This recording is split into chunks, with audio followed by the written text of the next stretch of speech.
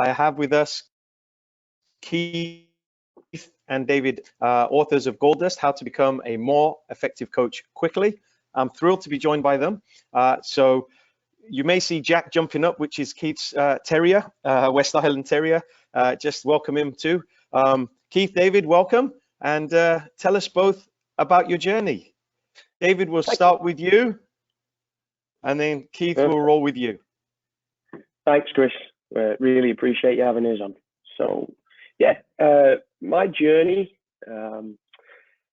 grew up in a footballing family.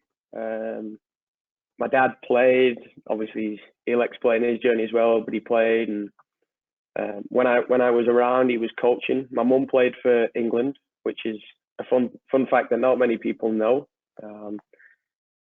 So I was brought up with two parents that played and were still heavily involved in the game.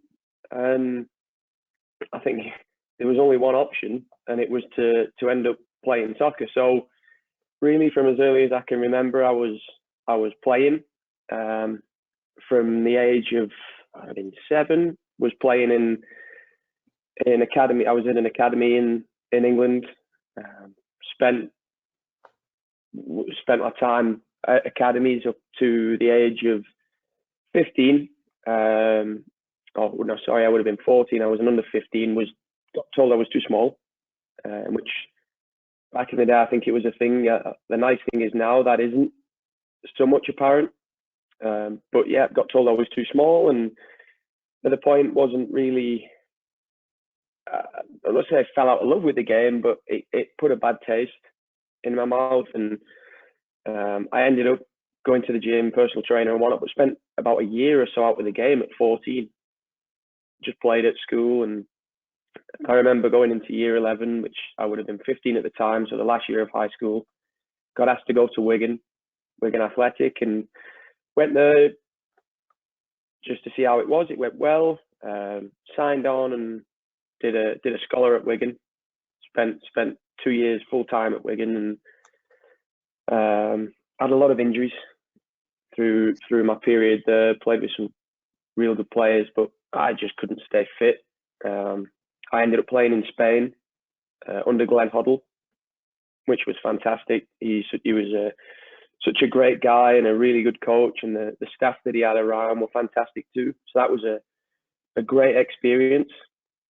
And then they had financial issues in Spain, so I came back to the UK, and there was a decision to make of, do I stay in England and sign a 1-year pro contract, or do I go over to the States? And my dad will tell, I'm sure you might mention it. My dad, he played in the States and he'd spent a lot of time here too. So I took the plunge, went to the University of Akron, who had just won the national championship.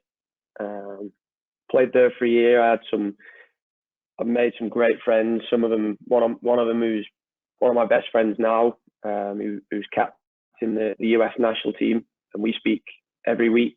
But the environment didn't fit for me, and I didn't enjoy the soccer side of it as much. So I transferred to UNC Charlotte, played there, and right in my senior year was one of the top draft picks. We'd spoken to MLS clubs, and I was going in the draft, and halfway through my senior season got a concussion and was 11 months out. So during that period, it was, I didn't know if I was going to play again. So I'd coached, I'd done a little bit, and I ended up moving home with the intention of playing professionally at home again. I got fit and had already started my B license. And during the B license, hurt my hip and had hip surgery, and that was it. I was done. So I've never played since. That was 3 years ago. But the nice thing was, because I was already on my path as a coach, it gave me a little bit of a kickstart. So I spent a bit of time out with the hip surgery, and then I was lucky enough I was able to spend some time from as early as I can remember, spending time around my dad, going to Leeds, and more memorably for me, going to Nottingham Forest, because I was old enough to remember that, and spending time around some amazing coaches and amazing people. And I think I spent that much time around them that I picked up a lot of the tendencies that those people had, especially my dad. And I hear a lot of people say now that when I talk and when I present or when I deliver, people say, oh, I feel like I'm watching your dad a little bit, or you sound like your dad, which is quite funny. But I've picked up a lot of those tendencies. So, and it's a good thing. So I went into coaching. I spent a bit of time at Man City with the soccer schools and international academies. Spent some time in Abu Dhabi and Dubai, but would also spent a massive amount of time at Liverpool, just watching and learning, and was doing other stuff as well, coaching outside of those two, coaching outside of City and outside of spending time at Liverpool. And I got offered an opportunity to come over to the States, back over to the States in 2018, in the summer of 2018, and was coming back and forth. And then at the end of November 2019, I got a big visa to move over here, and took the role as the global head of foundation phase for a club that's based in Utah, in the UK, and in Tanzania. So from a playing and a coaching standpoint, that's my journey. Obviously, within that, there are many other things that I've done, including writing the book with my dad. But yeah, I think I'm very high on personal development, not just in soccer, but outside of. And I think it's important to have different options and avenues and different qualities, because I think a lot of things tie over in what you do. So I've always been active in other parts of my life, and I enjoy business stuff. I do some stuff around that, and but yeah, there I am. There's my coaching and playing, and a little bit more about me, including a brief snippet of the book as well. Yeah, brilliant. And I'll come back to you in a bit, David, with some questions after we get your dad's journey. But what a journey! And you're not even halfway through yet. You're like a quarter. It's the first leg, I think. It's the first leg of a 400 relay. So, but we'll come back to you, Keith. Again, thanks for joining us. Please share your story, and we'll come back to you as well with questions. Sure. Thank you, Chris. There's my best friend on the phone, or on the other side. Listening to David I'm blessed to have him in my life. I really am. I'm so proud to call him a son. But the parallels between both it's unbelievably close on where we've been, what we've done so far. Obviously, my career path is slightly longer than David's. I again I was an apprentice pro at Bolton Wanderers, and I got injured. I think I used the excuse that I had, years gone by, I wasn't good enough, but or the injury was the excuse, but it's actually I wasn't good enough. And then I signed a 1-year pro contract at Wigan Athletic, and again, it just wasn't for me. After which, what do you do? Where do you go with it? And the only thing that I actually thought I knew a little bit about was coaching. So I travelled over to the States. I was a chaperone, if you like. Went over with a team from Manchester and in northwest of England, and I got asked whilst playing in little scrummages out in the States whether I would like to represent a college. Colleges over in New Jersey. I decided to take one of the offers up, and that was in 1981, and then in 82 we then went on to win a national championship, which was an unbelievable feat. But being an home bird, and then very close to my family, my mum and dad, living away from home was I mean, it was challenging, but for sure, it built some of these building blocks I feel we need to have, and I took those forward. I was asked to deliver whether I'd be interested in doing some coaching at a soccer camp, and bearing in mind I only earned a pittance to what I earned at the soccer camp, I thought I was going to become a millionaire overnight.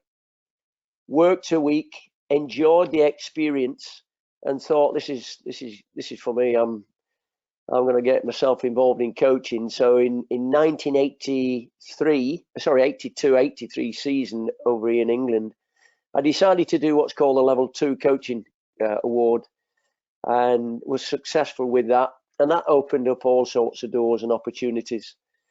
After which I then went on to do the what was called the FA. It was the full badge, but it's now the UEFA A license. I failed in 1984, and consistently tried to improve and look towards feedback and gather experiences out in the field, because that's where it really lies. You can talk about, you have to go out and learn, and sometimes you have to learn the ugly ways. I thought I was going to become the next current Mourinho or Guardiola or Klopp, but it wasn't to be. But I passed in 1985, and then I was then travelling back and forth to the States on a regular basis, working at soccer camps, and just trying to create a fruitful experience both for me and gather understanding of how to work with players. So I then moved from sort of mid 80s, 90s again, traveling in and out the States. I was a director of an independent centre of excellence in in England for the FA, and then shortly after that, I got asked to go over to Leeds United part-time to work at their centre of excellence, and spent a couple of years there working with, and again just learning.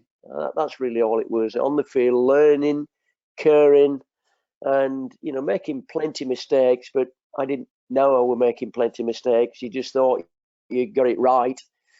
And so I moved from there and then went to Nottingham Forest with a guy called Paul Hart.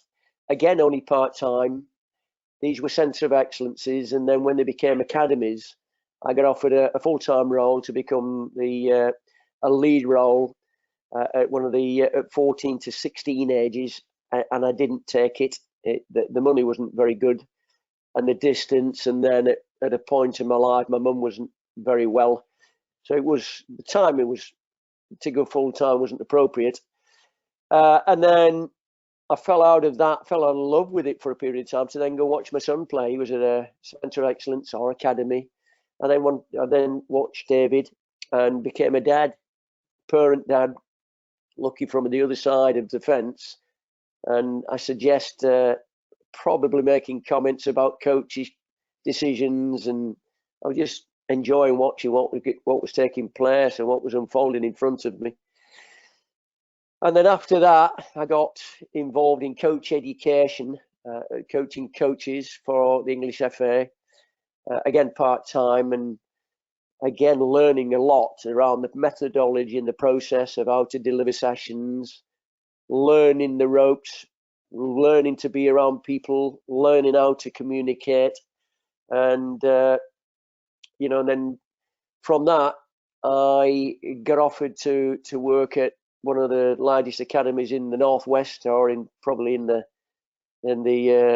certainly in England. I'm currently at Liverpool Football Academy part-time again, where I'm still learning. And the more and more I'm involved in the game, Chris, the more and more I find out I don't know much about it, because I'm around so many experienced exemplars, field experts that have a variety and an eclectic mix of understandings about development, communicating, looking after players.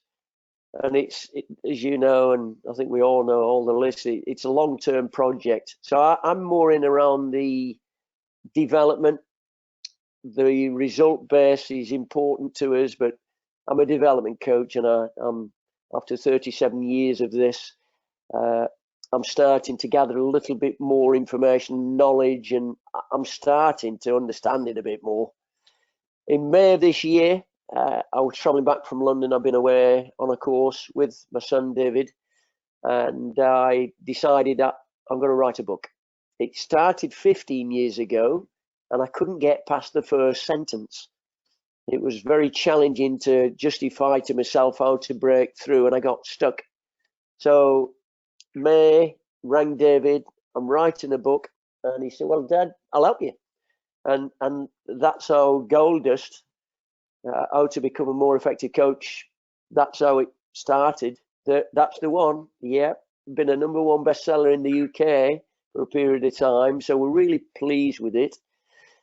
But we mean it, you know, we live this. And what's the, you know, the contents of the book, it's not superficial. There are 12 field experts that we've tapped into, plus our own knowledge and experiences, and we've just, David's, and I'm not being humble about it, if it wasn't for David, that book that you've just shown there would not come together. It's been a fantastic journey. So the book actively started coming alive in the middle of July, and it came out on the 27th of November, which was fantastic. So apparently that's quite a quick turnaround, and it excites the life out of me. I don't generally get excited about much in life nowadays, but that does. And this journey that I'm taking with David is, you know, there's so much parallels.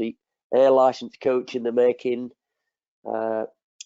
playing career, the connection that I have with my son, the actual meaning of, you know, trying to serve players and equally parents, in actual fact, so that, you know, they're taken away from this, you know, it's longevity, and so they get a sense of, yeah, these lads, I think they've got an idea of what they're talking about, but, you know, it's been fantastic so far, and let's just continue the journey. Yeah, just brilliant. I mean, both journeys very similar, but also different. I just, you know, there's certain words I was writing down as you were talking both, you know. Keith, you know, what I hear is lots of servant leadership, right? Serving others. And, you know, David, you mentioned person development, not just personal development, but developing the whole person, which is huge, right? And then Keith, as you're talking, I'm just listening to you speak, and 37 years of coaching experience, and just the fact that you're a lifelong learner, right? Surrounding yourself with better people, trying to make mistakes to be, not trying to make mistakes, but making mistakes to be better. You know, family kept coming up, connection, relationships.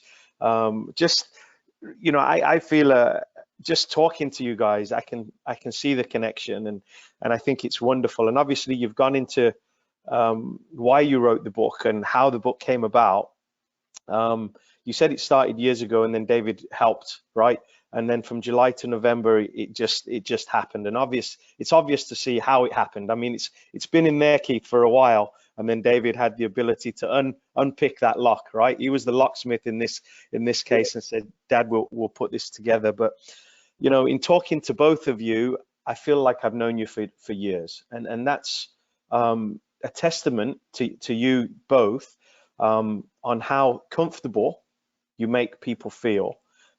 Keith, you just called me last week, and I think we discussed, you know, we just had a conversation which ended up being 45 minutes. And really? If we'd have hit, yeah, I think, if we'd have hit record, I think we'd have had some gold dust there. But also, David, our first conversation was about an hour, I think, and I think you'd just come home. And similar things, and I just felt so connected to both of you on a different level, and we'd not met prior, obviously, you know. So I thought just a huge testament to the men that you both are, David, the man you've become, and Keith, the man you've raised. You know, if I can raise my 3 boys as half as well of you've raised David, I think I'm going to be okay, you know. Thank you. But just so many questions, right? But let's start with this, if you guys are okay. The book is dedicated to Dick Bate, right? And 10% of the proceeds go to the Giles Trust. And I know he was inspirational for you, Keith, as he has been for hundreds of thousands of coaches around the globe. Do you want to talk a little bit about your relationship with Dick and the things that you did? And Sure. I don't know how long we've got, to be honest, Chris. we've got as long as you need. So I first met Dick in 1984 on one of my first coaching courses, and there was a transparency about a gentleman that he just stood out. You just knew he knew, and I knew he knew. We both knew what was going on. He was just extremely unique, and having known him for 35 years, I'd never known him speak about man or woman badly. I never heard him speak badly about anyone. His technical detail was he was an artist in action. I remember an occasion in Blackpool, which again is the northwest, and was on a course. It was absolutely teeming down. And I remember the day, and I remember it so clearly. Dick was delivering a goalkeeping, and he was diving around like a young spring chicken. And he came off, Chris, full of mud, but he looked magnificent. He didn't walk, he glided. His deportment, everything about him was classy. He was a maverick of his time, a pathfinder. He directed our air licenses, and he directed the director coaching award courses. And in the latter years of knowing Dick, he asked me whether I would get involved with doing some work with the South Koreans, and so for from 2017, which was July 2017. That was the last time they actually delivered a pro license with Dick. And there's 3 parts, there's 3 modules. I'd missed the first module. The second module we delivered, and that July 2000, that was the last time I actually saw him alive.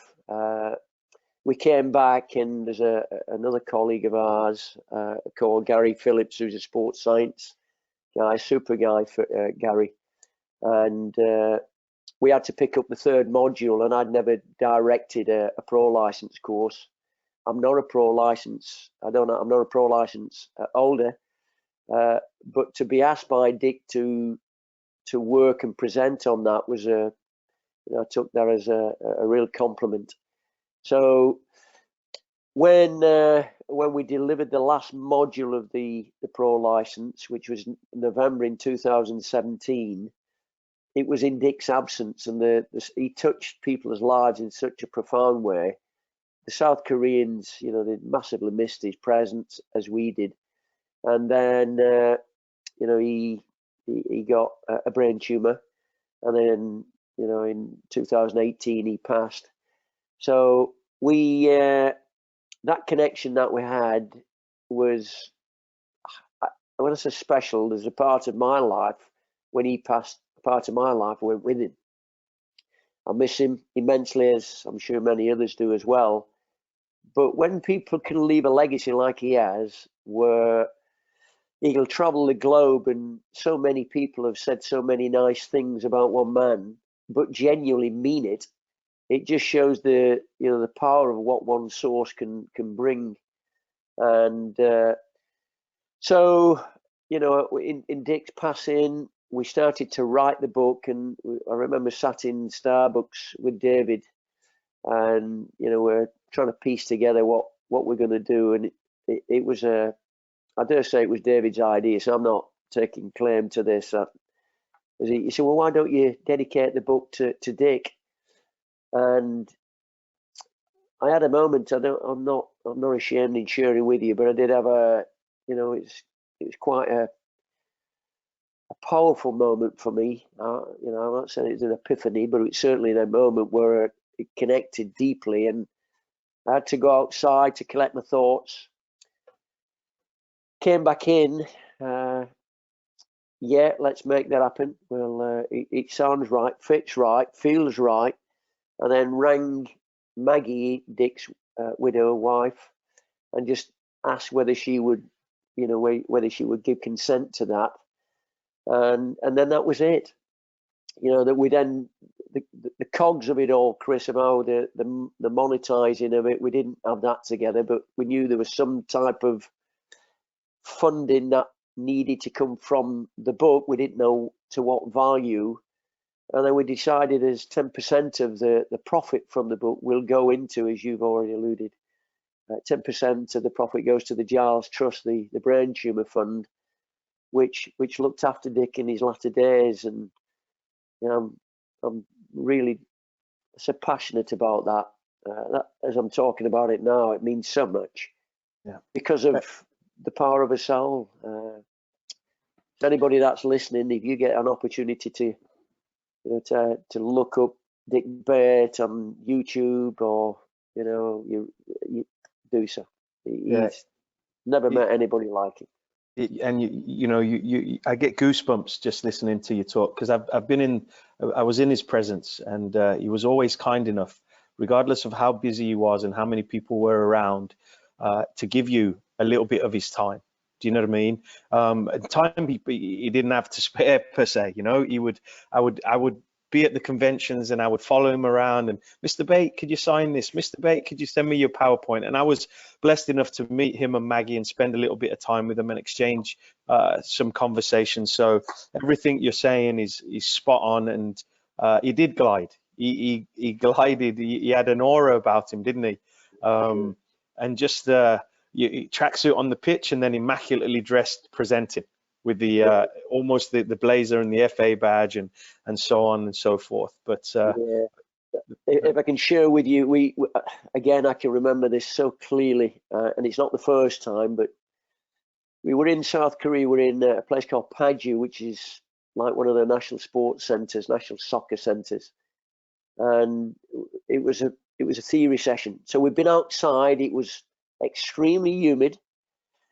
We came in with tracksuits, and then Dick's delivering one of his magical presentations, and so we got a tracksuit on, and within an hour of being outside, we come in, and I've had a shower and changed, and then came the Colonel. Dick, he didn't march, and he just glided in, and he was dapper, a three-piece or his suit on, and he just looked immaculate, in terms of standards, and the way that you need to conduct yourself, which is again a part of the particles, which has helped to we've been able to consolidate some of what has been taken from Dick, and obviously many others, but he just left I mean, I get those very fond memories of, and I can see it now when you mention about his suit walking in, and just a tremendous guy. What a wonderful man. He was. And David, did obviously you played a role in your journey too, and you got a chance to be around Dick as well? Yeah, I spent time around him, but not at that level. It was more so spending time with my dad, and my dad was spending time with him. So I remember it was at I think it was at Lilleshall. We went down, and Dick was presenting. My dad was there, and I just growing up, whenever I wasn't playing or whenever I didn't have training or school, I would be in the car. By choice as well. It would be, I want to come, and we'd go. And so I spent time around him, but I know the effect, the profound effect he had on my dad, and that I think.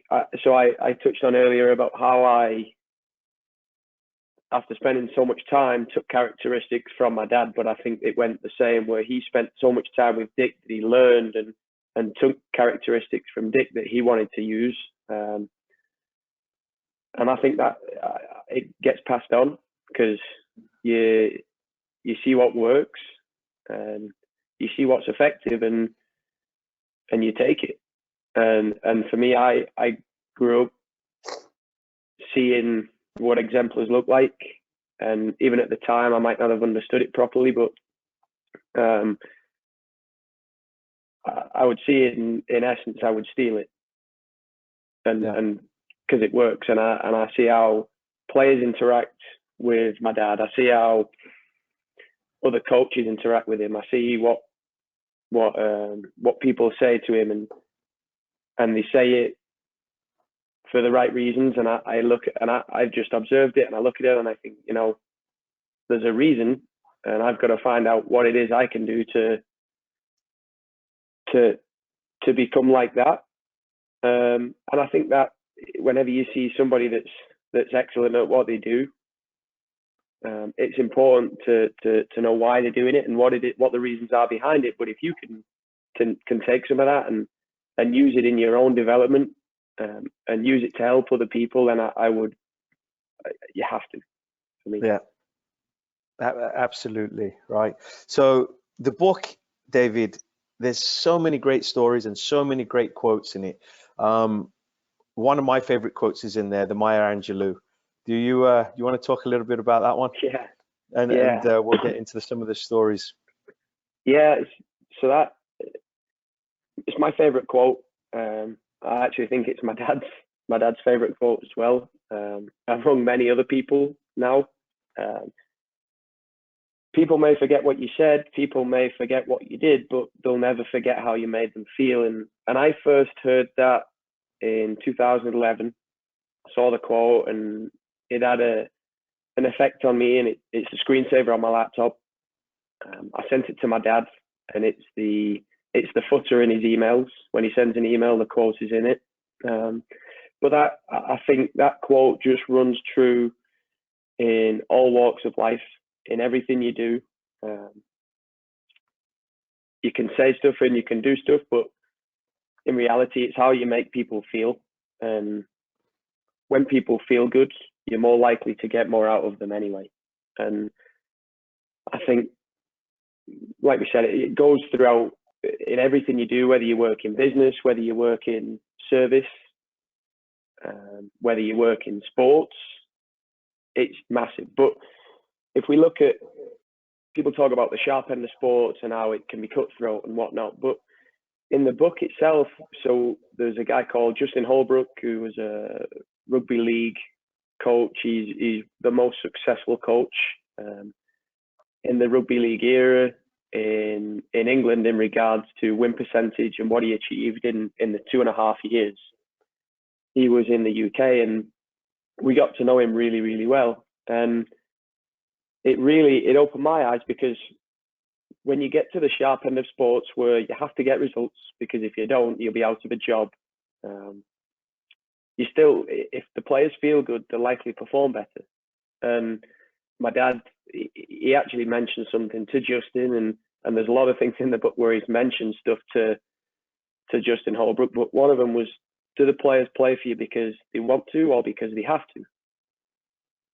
And when he came in, when he got to St. Helens, they were struggling, really, really struggling, and he took over, and within weeks, all of a sudden, this group of players, the exact same group of players, were the best team in the country, and were for the next 2.5 years. And you see the impact, and obviously there's a lot of knowledge that he has,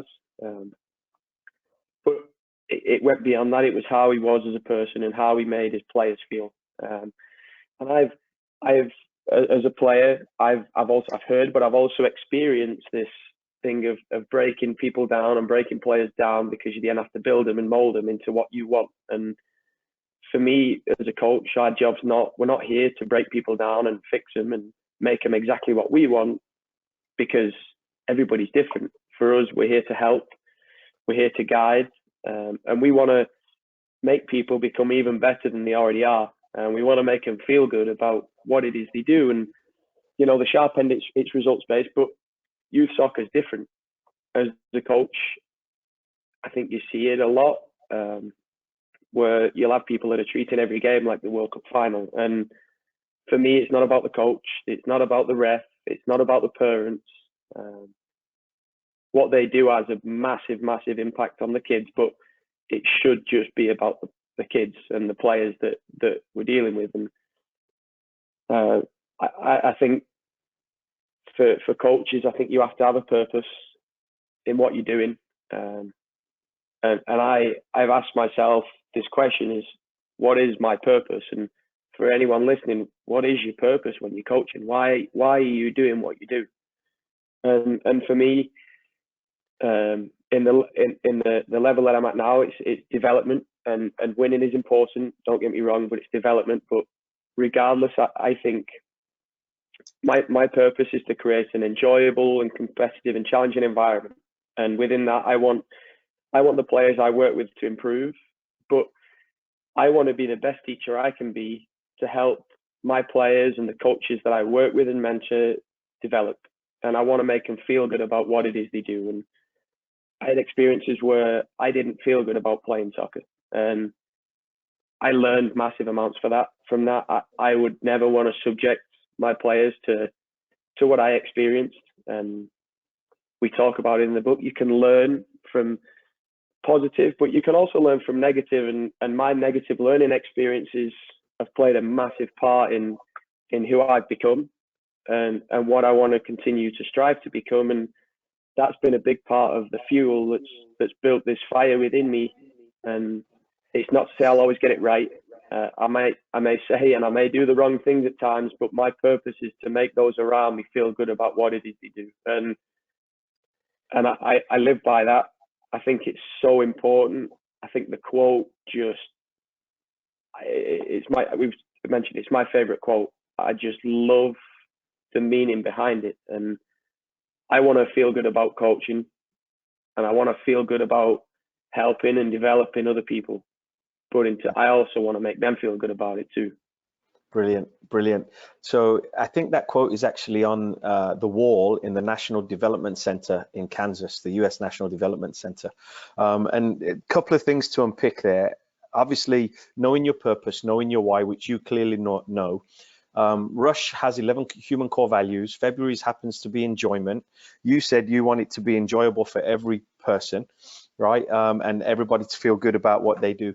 Keith, do you remember our conversation last week, what we discussed and our similarities? Just to build off what David said there about training session and a certain holiday in the year. Just remind me, sorry, I missed that, Chris. Yeah, so it was, you and I were talking last week, and you said you just delivered to 40 children, 40 young adults, and you said that training and football should be like Christmas. Correct. Remember yes, that? Absolutely. I do remember that. Do you want to talk a little bit about that, and then we'll share bits of our conversation that we had? Sure, absolutely. So, basically, even though it's the 19th of February, no matter what the occasion is, what the day, every time that we go out to work with players, it's going to be Christmas Day. You've got to make them feel like $1 million. I think we're experts at times in finding out what players are not capable of doing.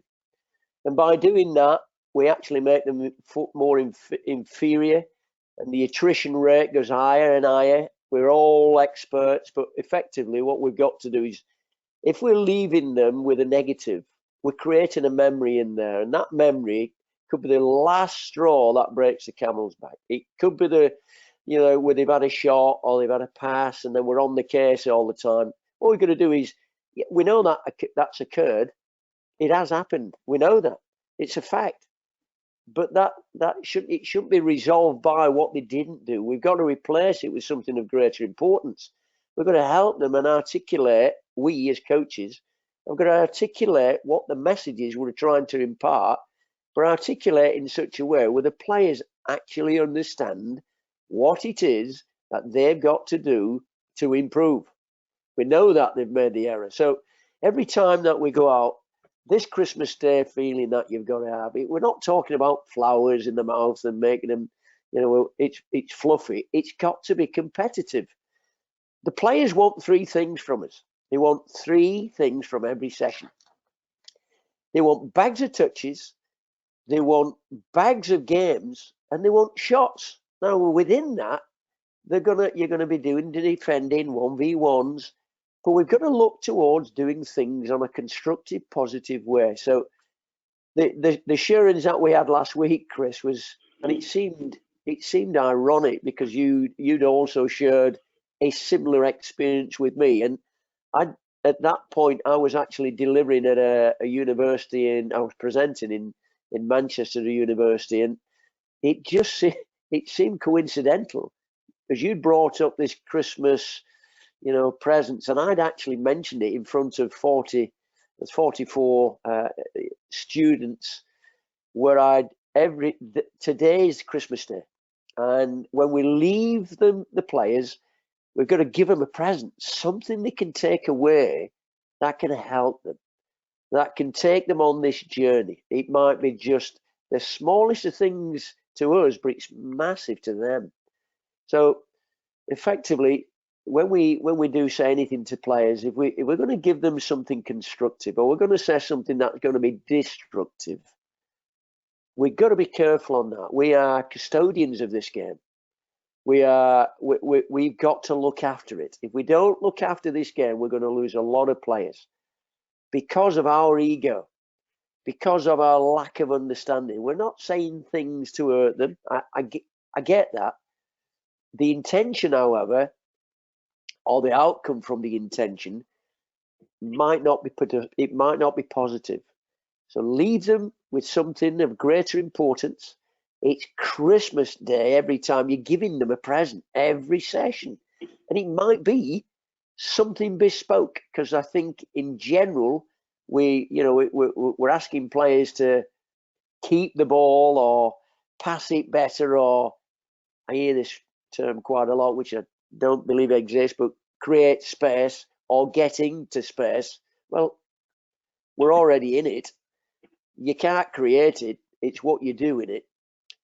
But the information we impart, if we're doing anything that's going to hurt players, you need to reevaluate why you're doing what you're doing, particularly in the development stages of the game.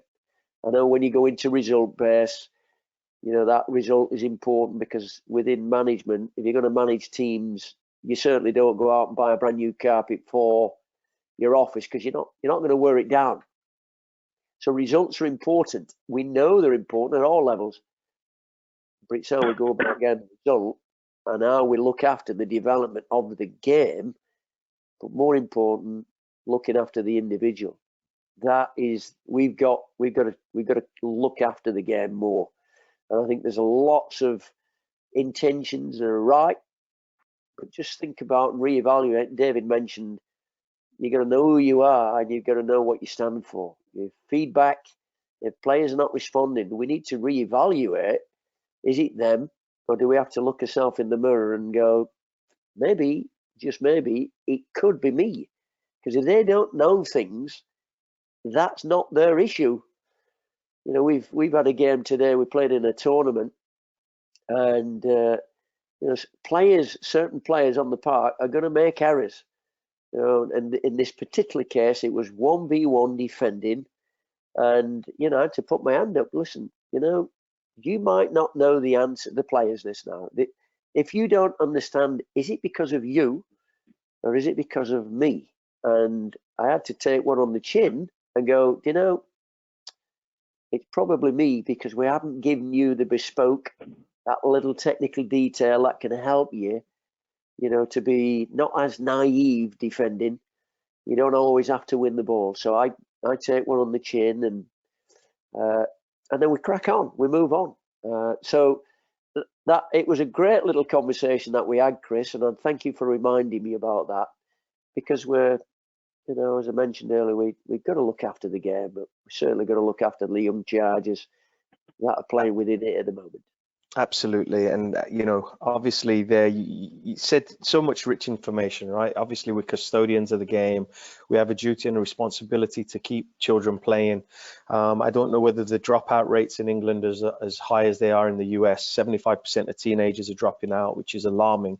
And another statistic I heard was prison inmates get more outdoor time than kids do in England, which is scary, right?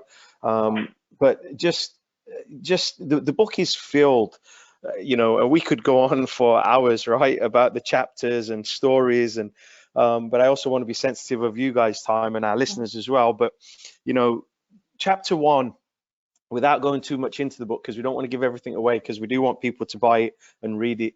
Let's start with that first. David, do you want to tell us where the book's available, and then we can share it in the notes as well with everybody, just so people know where to get it. Yeah. So the book's available on Amazon. So Goldust: How to Become a More Effective Coach Quickly. In the UK, US, Canada, is available on Amazon. If you live in Australia, I think you can get it on Booktopia. But the place to find it is Amazon. Okay, and again, I'll put that in the show notes, and I don't want to give away too much, but the book is filled with stories, with you know, talking with 12 experts. You know, you mentioned Justin Holbrook, the rugby league person, and I don't know whether it was Justin at St. Helens, but I think, and I could be off, I think they set up a creche where the players could bring their children and the families could hang out, and they had family days. And I could be off, it might be another rugby club that did that, but just the one of the chapters, I think it's the second chapter, talks about connection, right? And you want to talk a little about that, David, on how important you found connection to be with the role that you're in? Before we got on, obviously you were talking a little bit about your 06 boys and how incredibly proud of them you were for punching above their weight this weekend at the Mayor's Cup. Do you want to talk about, you know, the best way to going around, in your view, building on connection, and then we'll have your dad add his views on that? Yeah. So that chapter about connection, I think it pardon me, it goes into pacing and leading initially, which, to put it simply, is pacing is when you enter another person's model of the world in their terms. So you aim to match their language, the experience, the beliefs, the values of a person in order to gain rapport with them. And when you pace somebody and you demonstrate that you understand where they're coming from, you're more likely to be able to lead them. So whether it's you're working with, you're speaking to a player that you've just met for the first time, and you're asking questions of them because you want to know more about them, and it could be something simple as, who's your favorite player? And they might come back with, my favorite player is Messi. And in agreeing with them, so for me, my favorite player is Messi too, and I would dig deeper with, oh, what do you like about him? But straight away there, I'm building a connection with a player around something that we agree on. And there is an example in the book where one of the people that we interviewed, and we actually know him very well. He actually taught me at high school. He was a world champion Thai boxer, and he talks about when people come into his gym for the first time, if there are similarities, some of these people, because it's a small world in the fight game, is if that person knows somebody he knows, he'll relate that back and speak about the mutual connection that they have with a person. And I think if you want to lead and positively influence somebody, it's important to know where they are now, and only when you have a better idea of that can you really lead them. And there's a few parts within that chapter, and one of them was about being genuinely warm with people. And there was a quote from Mother Teresa that was used, that we shall only ever know that the good that a simple smile can do, and a genuine warm smile. And when my dad knew Darren Moore, when I first met him, felt like I'd known him forever. He came up, he shook my hand, he gave me a hug, he was smiling, he was using my name. There was just something authentic about him and something warm about him that drew me to him. And I think you have to possess a warmth with people. And I don't think you can fake it. I don't think that's something that you can fake, because if you're not genuinely warm, people will suss you out over time. But along with that, I think the use of people's name is a big one as well, because it shows that you have an idea of them. And the people that we spoke to, Justin Holbrook, when I first met him, my dad already knew him, but when I first met him, he he kept saying my name. And I got this, it's funny because I'm writing a book about connecting, and I'm going, this guy, I feel like I know him. And I didn't actually know him that well at the time. My dad did, I didn't. And I got to know him well, but he would constantly, David, how are you? David, what's going on with you? And asking questions and showing an interest. And there was a correlation between a lot of the people that we've spoke to that did the same thing. And I found that the people I felt warm, I felt a better connection with just in life is the people that are genuinely warm, the people that get to know me, and the people that, I mean, starting off the use of the name, that was a big one. I think you're spot on there, David, and I think kids will know, young children will know right away if you're not authentic, and they'll call it, right? They can see that off the bat there. Keith, you want to build on what David so eloquently put there? Yeah, he's articulated that very well. I think in terms of the practical element of it as well is where do you use the name. So I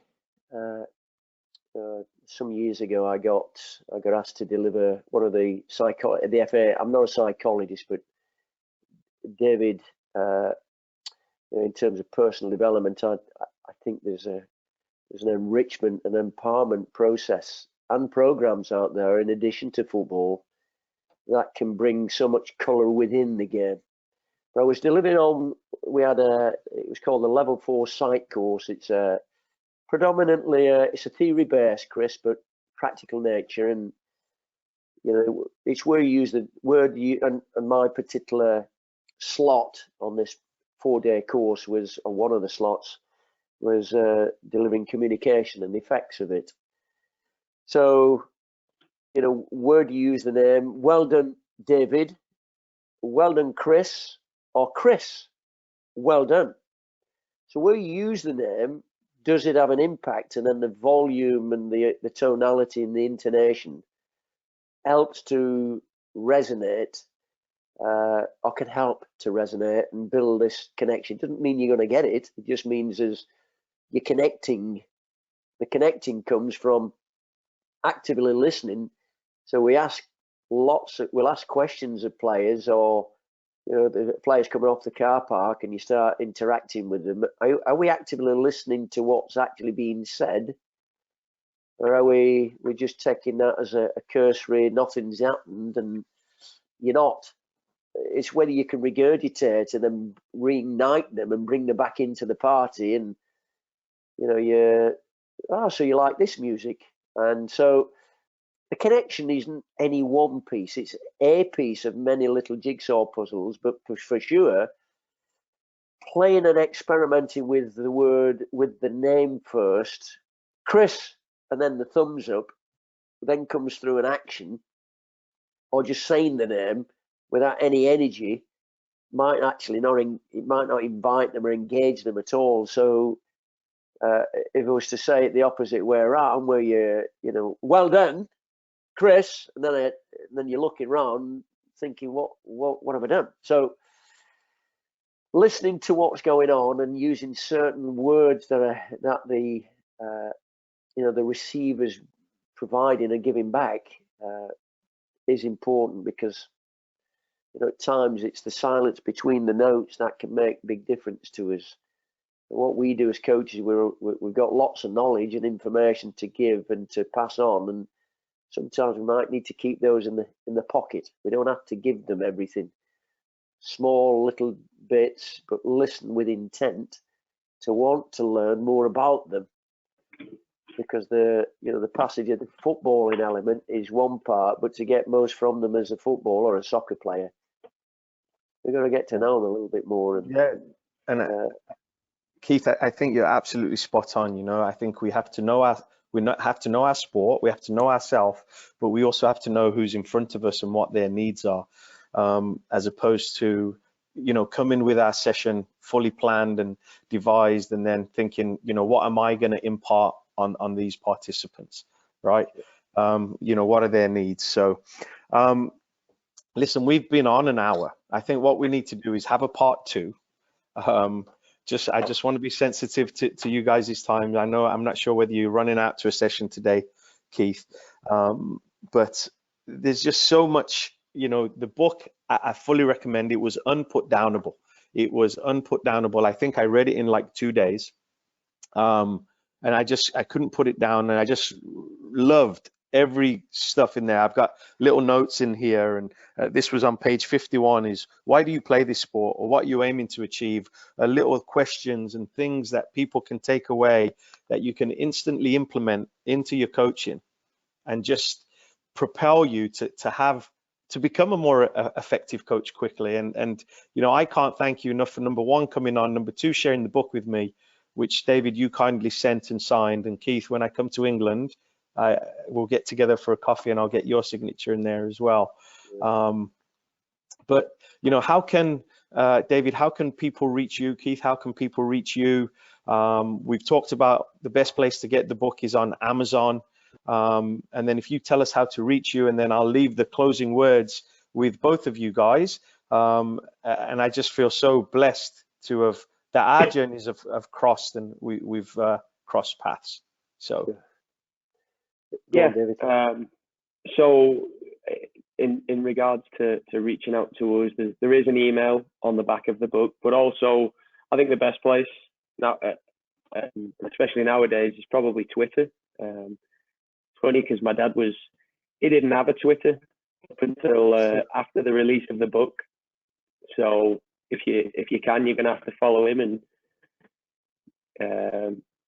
see what he shares as well. But yeah, so the best place I think would be Twitter, and my, I guess, username is it? Yeah. Handle. Twitter handle. Good. Yeah. I wasn't much of a tweeter myself either, but yeah, my handle is DJ Mayer 3. So that's mine. That's probably the best way to reach out, and it's great. I think just like yourself, Chris, we didn't know each other, and you actually. The reason this came about is because I think you heard Jack Walton's podcast and you reached out to me, and from that, you listening to that and you reaching out to me, this has happened, and we've had some fantastic conversations in the short time we've known each other, and I think it's great to share ideas and to learn from other people. So if that's my Twitter handle, if anybody wants to reach out, it would be great as well. And then again, with yourself, Chris, I can't thank you enough for letting us come on and giving us this opportunity. We really appreciate it. But I'll pass it over to my dad. Yeah, we've got all this Twitter stuff and Face stuff. I haven't got I've had to look on my phone, to be honest, Chris, to remember what it is. As David rightly said, wasn't really I've come up for oxygen at the moment. I'm enjoying this experience. So yeah. I'll sort of go underneath the surface and become a grey man again shortly. But my Twitter, is it handle or angle? Handle. Whatever it is. Handle. Yeah. It's Keith Mayer, Mayer 5. Okay, brilliant. And I've got to thank you, Chris, for this opportunity, because I've got to say, when I first started on my journey, this would never have occurred, even if we've had this technology, because you wouldn't be able to get my ego in the place. I knew everything. I got all the answers. I would critique and I would assess and evaluate other people's sessions. And the older I'm getting now, the more I'm starting to think, I don't have the answers.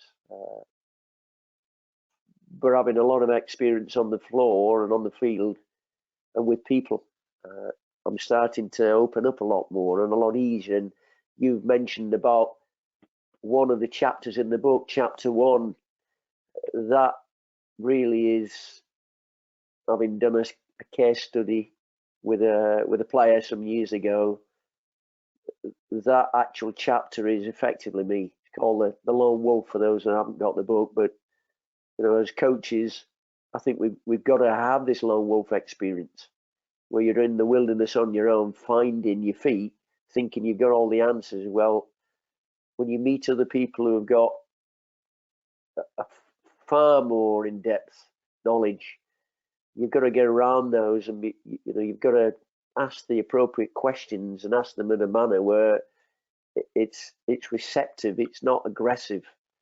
It's not I've got the answer. You've got to sit back and listen, because people, they'll hear what you say, but they'll feel your attitude. And I believe my attitude some years ago was, I came across as I got all the answers, and it might have shut one or two doors. I'm certainly more receptive now. So the book and the foundation of all of that came from me learning about me whilst actually doing a case study on something else. And isn't that profound? I'm actually working with some players, and then one of the young players actually gets me, and he doesn't know it to this day, what I learned about me. So I'm going to thank him, and he'll never know. So, for those out there, be receptive, find a good mentor, find people that you can lock on to. And what we do is we, adopt what we do and then adapt it to meet your needs. And as long as we're serving players in a positive and productive way, we're serving the game. And, they're not all going to be professional footballers, but we can certainly help guide them to become good people with good values and good principles. And if we're doing that, and you stick by it, and you're consistent with your message, then that's great. And I just use KFC is one of KFC. I know it's an American company, Yeah. but we've got them over here, and they're all around the world, haven't we? We've got to be kind. We've got to be fair and firm, and we've got to care for them. And if we're not doing that, get out the game. That is my suggestion. Because I have a little WhatsApp group called the Football Prison, and it tends to be for those that are non-caring and don't particularly pay much attention to the detail about the impact we're having on people's lives. It's a magical game, because one of the things that we would never have had, Chris, is we would never have had this conversation if it was not for a soccer ball. Yeah. How many lives does that connect? One ball, thousands of lives. So we're going to connect with small numbers. Let's take care, look after them out there. Brilliant. So, kind, firm, care, connections, enjoyable, making people feel good about themselves. And I think, David, the quote from Maya Angelou sums that all up, right? Mm-hmm. Gentlemen, it's been wonderful. Now, Keith, you told me to look up the word Genshai, which I did. Yes. Right? Happiness. And then I had told you to look up the word Kaizen. Yes. And did you find it? I did. I did, Chris. Yes. Pursuit of excellence. Correct. Striving for excellence. Genshai was happiness, and I had the Google description. Do you want to just listen? It's been brilliant. We'll get a part 2. Thank you both for joining me. I look forward to having you both in my journey, and thanks for writing the book. And coaches, I fully recommend we get this, and I'll put that in our show notes, and we'll get that out. And thank you both so much for being on with us. Can't thank you enough. Thank you, Chris. Thanks ever so much. Brilliant. Thanks, fellas. No problem. Thank you, Chris. Thanks, Chris. Appreciate it. I'm just going to try and stop the recording, which I often do not succeed, but I just brilliant. Listen, I had a whole list of questions. I think I only asked 3 questions. I think it gives us another opportunity. And you're quite right, by the way. When you resonate with someone, and I didn't know it was 45 minutes, by the way, that we spoke last week, because it just flew by. It's just like wearing a pair of slippers. Yeah, listen, similar conversation with David. It just flew by. You guys are copy paste. You guys are cut from the same cloth, and I love the relationship that you guys have. I love the fact that you wrote a book. And David, I love the fact when you were little, you opted to go. It wasn't like, oh, Dad, do I have to? And you just soaked it all in. Yeah. And it's clear to see the things you've taken on board, and it's great watching you learn from each other and bounce off each other, you know. We've had a tournament today. We've had, you know, we're off air now, Chris, are we? We're still on, but let me just see if I can stop the recording for everybody else. But if I might lose you, so I'm just trying to figure this out. That's fine. There's nothing. We're not going to disclose anything anyway. But so David, we played in a tournament today, and in the tournament we've had Sheffield Wednesday and Nottingham Forest, respectively, at our academy. And so Nottingham Forest was one of the clubs that I worked with some years ago, and I guess it just shows how they're nutty. Or I think it used to take me 2 hours, a good solid 2 hours, to coach an hour and a half, so 4 hours round trip. David was only a baby back then, so he was in the chair, and my wife used to travel. And one of the coaches actually asked about David today, funnily enough, from Nottingham Forest. Gareth Holmes, who knows David. Gareth is in the book, by the way. He used to play for me. He's the professional affairs lead at Nottingham Forest. He's pro license course now, pro license holder.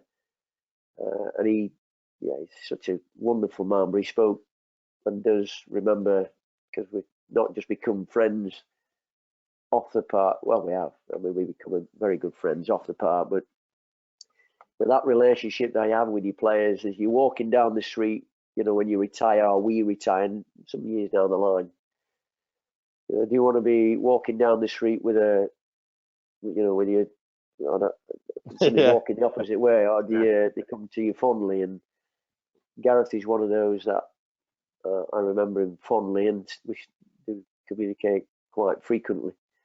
But it just seems ironic as we played against Nottingham Forest today, and as you mentioned about this journey that David has had, as he came, you know, on his own volition. He was part of that as a young boy and a baby, walking, but still a young boy. And Gareth remembers David very well because of these experiences. He hasn't been forced on them. And we've not spoken about my daughter, Catherine, and of course she's not in the book. Well, she's in the book, actually. Yeah. She's on page 46. On page 46, Chris, we've got Dick Bates had a little dog called Billy. And, of course, my dog is called Jack. And then my daughter is called Catherine. So it's been weaved in. So they've been part of, this journey, because it is it's a very close bonding. We speak every day. I think there's only probably been, all the time David's been in the States, maybe a day we may not have had any contact, but he'll contact me. You know, we don't drink. I don't drink. I don't know about David. I don't think he does drink. Not in Utah. Yeah, that's yeah, no. I drink very rarely. I drink very, very rarely. Yeah. Well, that's the. You're English, you know that we have pubs, and I don't. I do what we need to do. I'll coach, and then I come home and I feel this is my inner sanctum.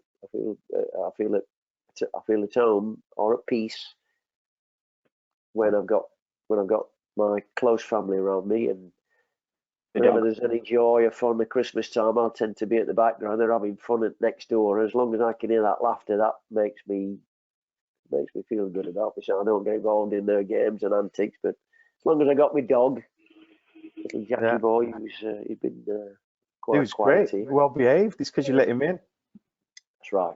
Yeah, that's good. You've been fantastic, by the way, Chris.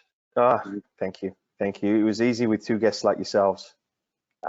You know, it was easy. How did he get on, by the way? You had a tournament. Yeah. One of the groups, I think, finished fourth, and then the other group won it. I had two groups. Yeah, one group won it. We beat Barcelona in the final. Their academy, I don't know, you know, their numbers were very high, 70s, but their jersey numbers. But it was one of their academies out of Phoenix, out of Casa Grande. David out there in Arizona. Yep. So I trained it was interesting. for a couple of weeks. Yeah. How long did that take you to get there, Chris? Must be It was a couple of flights. It was a couple of flights. It was I got there a day late. One of my flights got cancelled. So then, basically flying all day. It's like 2.5 hour flights, but the time in between, and I didn't get back till 2 o'clock last night. So yeah, up this morning with the boys. Good. They tried to let me sleep in, but there was no chance of that. I'd not seen them. So yeah. How old are they? 17, 15, and 13. 17, 3 boys. 13, and 15. Yeah. Oh, good. Okay. Oh, what 3 boys? Yeah. How do they play? Yeah, my youngest 2 do. My oldest stopped about 2 years ago. He just said, "Dad, I don't want to play. I don't enjoy it." And I said, "Okay, no problem. What are you going to do instead?" So he likes to fish and stuff like that, and likes the outdoors. Well, that was Catherine, Jan, my wife, played for England. Yeah. Catherine, my daughter's represented the country as well. Wow. David been in a Premier League club. I've coached internationally. But Catherine, she swam competitively, and we just, David and Catherine both do martial arts. Just fill your boots, whatever it is, and I think if it had been rugby or cricket or whatever else, I think they just tend to follow it. I think it's how you do that. I mean, you can buy books on parenting. You can buy books on anything, but I can share this with you. Whilst David's on there, I think it's good for him to hear this. So David would have been around maybe 7, possibly. He might even remember the date. He could probably tell me the day. But my dad had bought him something which was noisy, and I'm downstairs. David's upstairs in his bedroom. And it's bang, bang, bang, and I'm downstairs trying to do some stuff. And I came up and I said, "Look, stop banging on that thing." I think it was like an instrument. Could have been a guitar or it was a keyboard, David. Keyboard. Yeah. He remembers it. He probably remembers the day now. So I'm going to, look, stop making that noise. Anyway, I've not even got to the last step of the stairs. And I hear he's playing again. And I thought, he's not listening. So I've gone back upstairs. I've opened the door. And this, I'll never forget it, ever. I've actually grabbed hold of him not round the neck, Scruffed him. On the scruff. Yeah. I've told you, and his eyes were popping out of his head, and I thought, yeah, brilliant. Not do that again. So as I've turned around, I've got onto the landing of the stairs, and I thought, what have I done? What on earth have I just done? So his door's closed, and I've opened it again, and he was like at the back of the wall, leaning back, and his eyes were now coming out. They're talking about dilating. His eyes were like organ stops. He's thinking, I'm going to get round 2 here. And I've not hit him, I've just grabbed it. And I sat on the edge of the bed, and David was on my left side. I said, "Come here, son." I said, "It will never, ever happen again. Ever. That will never happen again. I apologise." And this is the book part. I can't, you can buy books about parenting. I'm doing the best that I can. And I apologise. It will never happen again. And we hugged. I've got him, and we've got a special relationship. There's no doubt about it. And I'm not ashamed of saying it when he's my best friend. We'll have conversations, and I'll listen to him, and he's heard lots of stories that I'll just sit and listen to him, and some of it will I'm registering it. But if any parent or dad can have a relationship the way that, you know, I get a small percentage of the way that we get on, they've got a good relationship. There's a purity, and I look to him. I guess you know, you look at the old Ford production line, Henry Ford, and they got the old Model T Ford, I think it was, and you got that going down the line. That's the first production lines. Well, that's what we say. I think there might have been other production lines, but that was the first mechanical production line. And we get different variants of Fords. Then you get the 2019 model, whatever Ford, top of the. David's another variant of.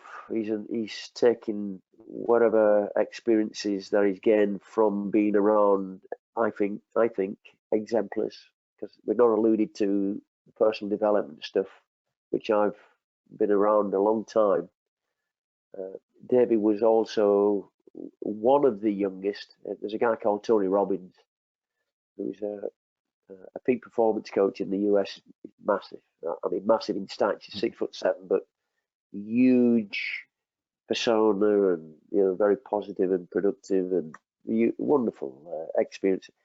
David actually came with me when you were about 8-ish, 7 or 8. He was the youngest at that event. There's about 1,200, maybe 1,600 people there, adults. So he's been around that environment as I have, and all we've done is just bled in, dovetailed to. I have anyway. I'm sort of an hybridy type where I'll it's going to be very experiential for me. I'll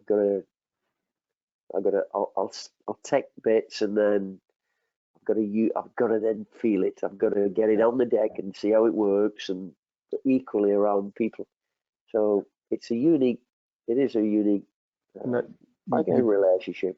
But listen, you both have a gift. I mean, the fact you called last week just to touch base and prepare for this, and just to get to know me a little better speaks volumes about you and both of you. And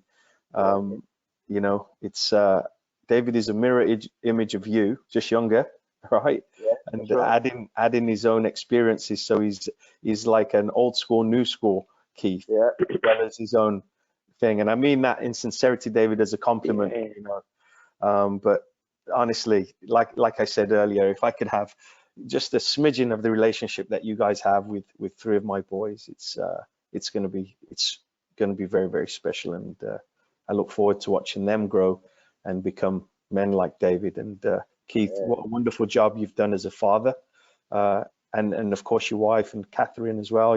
To raise a young man like you have, it's a testament to you and your wife. And David, congrats to you on picking and choosing which parts of the journey that you're magpieing and taking and making your own. And honestly, I feel blessed to have spoke to both of you and have met you. And having read the book, I feel like I know you even more. And after this webinar as well, I'm truly grateful and appreciative of you guys being a part of my journey. And I know we will keep in touch and see if we can work on something together. Yeah, that'd be nice if we. I can't. Like 3 questions, and we played in a tour. I've sort of come back, rest, get showered and changed and warmed, and I got little notes here and there, just floating around just joggers and memory joggers. But if there's a round 2, we're interested. Yeah, absolutely. What we want to do, I can tell you, Chris. The Giles Trust is a big thing. That's massive to us. It really means a great deal. So anything that we're doing to plug to get back into the Giles Trust means so much. Yeah.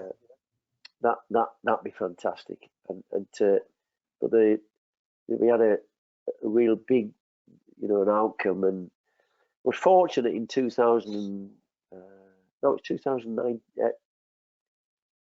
1999 actually. No, it was 1999 September. I was fortunate to meet. I was been in the presence of Bill Gates, was on a course. Okay.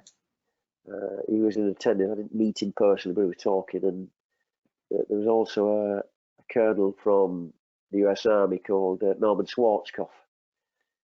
Stormin Norman. Stormin Norman. Stormin Norman, yeah. Yeah, 4-star general, and he spoke as well. And Bill Gates, you know, he wanted to get a computer in every person's property. That was his mission. That was his outcome. Is it practical? I think he's probably achieved it, either direct or indirect.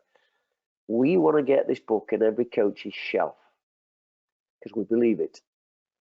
Is it going to change the planet? No, we don't. We just want to. The X's and O's are huge. We've got to be very careful of how we. It's just a little.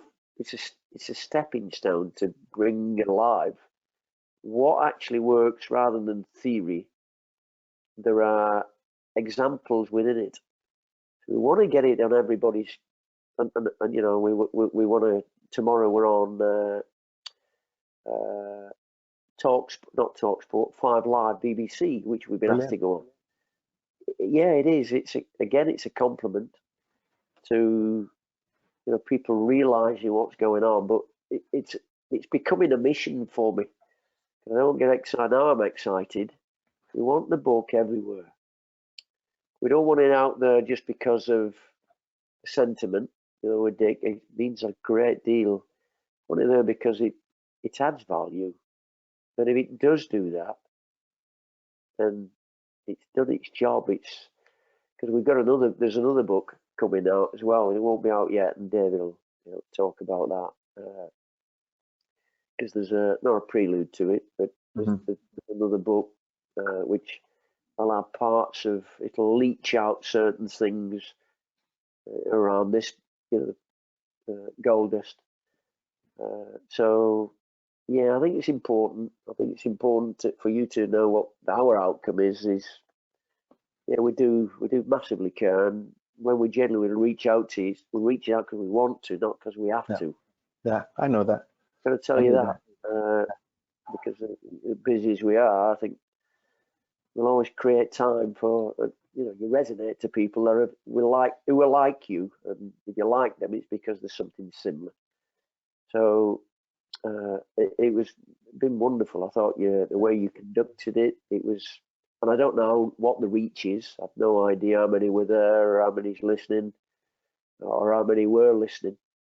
It's where it goes next. And I guess you know, the back office of whoever's doing, is it Sky? Sky. Whether they actually know what's, you know, the numbers that are out there, any questions coming forth. But as David did say, by the way, I did actually. It's not strictly correct what he said about having on Twitter. I actually had. It was David that reminded me. I'd opened a Twitter account in 2000. I think it was 2013. I'd not long. I think I've been doing some stuff for England, and I go on Twitter, but I don't even understand it. So when it came around to doing the book and the plugging of it and promoting of it, you need to get on Twitter, David. So he said you're already on one. So I opened 2 accounts. Oh, I opened another one. So I actually started following myself. So there's me and David. So I had 2 followers. So I'm following myself. Yeah, it was. Did you find yourself? Did you find yourself? David found me. He was the one. They said, "You're on. This is you," and because he gets this handle, I can't even remember. Yeah, it's the few. It is what it is. We work in a slightly different space now. To what it used to be for these ball big cone grass players. That's it's unbelievable, isn't it? I mean, the changes. You know, the technology, what you can find on Twitter and all that kind of stuff. It's unreal. The Twitter sphere, and it's crazy, isn't it? Well, he's just come back, by the way, Chris. Hey Jack. He won't be able to hear because he's as deaf as a post, but he's there he is, David. He's after a chew stick, I think, Chris. That's what he's after. Yeah. He'll probably, the chances are he'll get one too.